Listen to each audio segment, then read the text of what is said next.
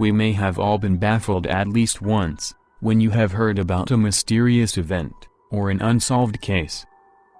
Ever looked deeply into a case, and wondered what may have happened exactly? But deep down we have a feeling we might never know? Today, we are looking into 5 of the many notorious cases of mysteries and disappearances that made the investigators scratch their head a few hundred times.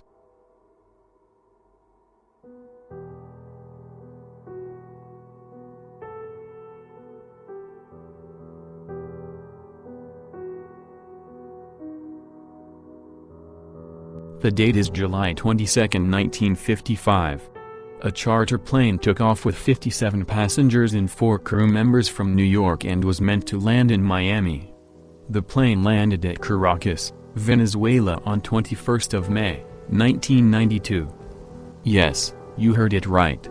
It landed 37 years later and 1,800 kilometers apart from its intended destination. The pilot was stunned to hear the news that it was the year 1992 and he took off immediately, leaving behind a runaway calendar from 1955, and was never to be seen again. There occurs to be an audio recording between the pilot and Juan de la Corte, an air traffic controller, the witness of this miraculous incident. He explained the plane that landed was very rugged and outdated, and was not able to capture on the radar system. The passengers in the plane did not seem to age at all, even after 37 years. There had been no reportings of this missing plane in 1955, and that raised the question whether the incident is fact or fiction. The recording was never released to the public. Whether this is a case of time travel or time elapse, we may never know.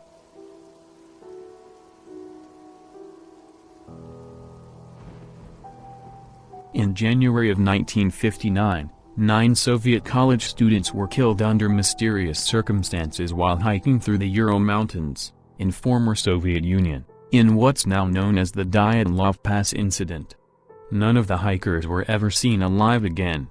The incident took place in the 1st and 2nd of February 1959, due to unclear circumstances. The experienced trekking group, who were all from the Ural Polytechnical Institute, had established a camp on the slopes of Kalatsakhl, in an area now named in honor of the group's leader, Igor Dyatlov. During the night, something caused them to tear their way out of their tents and flee the campsite, all while inadequately dressed for the heavy snowfall and sub-zero temperatures. After the group's bodies were discovered, an investigation by Soviet Union authorities determined that 6 had died from hypothermia, while the other 3 showed signs of physical trauma. 1 victim had a fractured skull, 2 others had major chest fractures. Additionally, the body of another team member was missing their tongue and eyes. Most of the skiers were half naked wearing socks, or was barefoot. The tent was ripped apart from inside, and one of the victims' clothes showed radioactivity.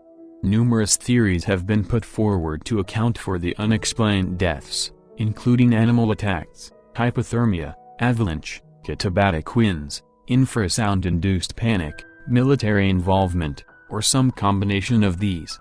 On February of 2019, the case was reopened, although only 3 possible explanations were being considered: an avalanche, a snow slab avalanche, or a hurricane. The possibility of a crime has been completely discounted. The exact cause is still unknown to this date.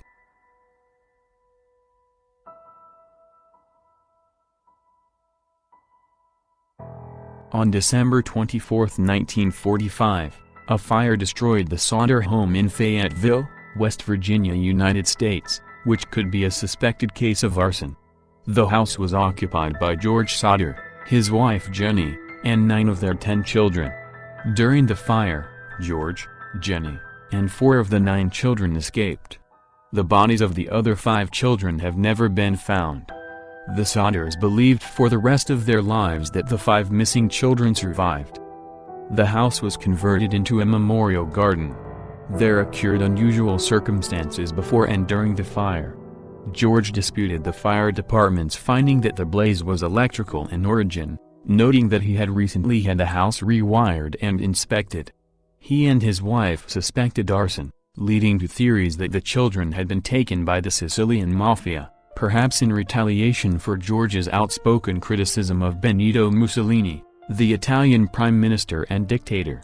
One of the jury members, who served on the inquest, had a previous run-in with George that sparked further suspicion. He was a life insurance salesman, who became annoyed when George rejected his business, and threatened to destroy his house and children. More suspicious evidence mounted up to suggest this was a case of arson, as a telephone repairman inspected a hanging phone line that was connected to the house, and ascertained that it had been deliberately cut, which would require an enormous amount of effort. Some witnesses claim that they saw the children after the fire with 2 men and women. The Sodders continued their search all around the country with no result. On 1967, Jenny Sodder received a letter. Inside it was a photograph of a man around the age of 30, who bore a striking resemblance to Louis Sodder, who was 9 at the time of the fire. The speculations led to nothing. George Sodder passed away on 1969, and Jenny passed away on 1989. Both died in vain from not knowing whether their children are still alive, or they perished in the fire.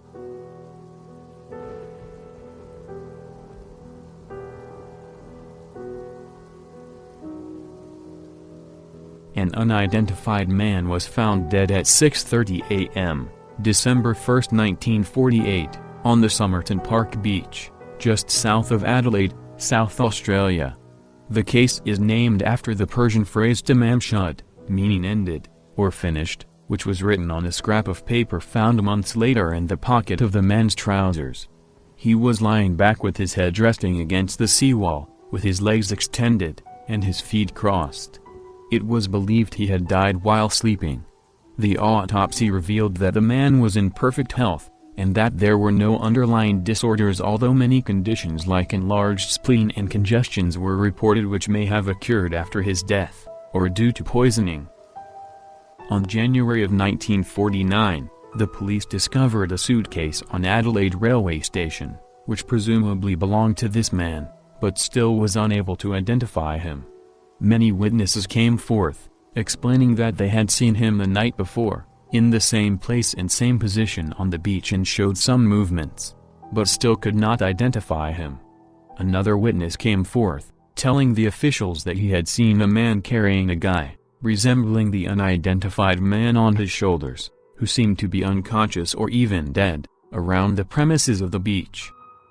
The lack of success in determining the identity and cause of death of the Somerton man had led authorities to call it an unparalleled mystery, and believe that the cause of death might never be solved.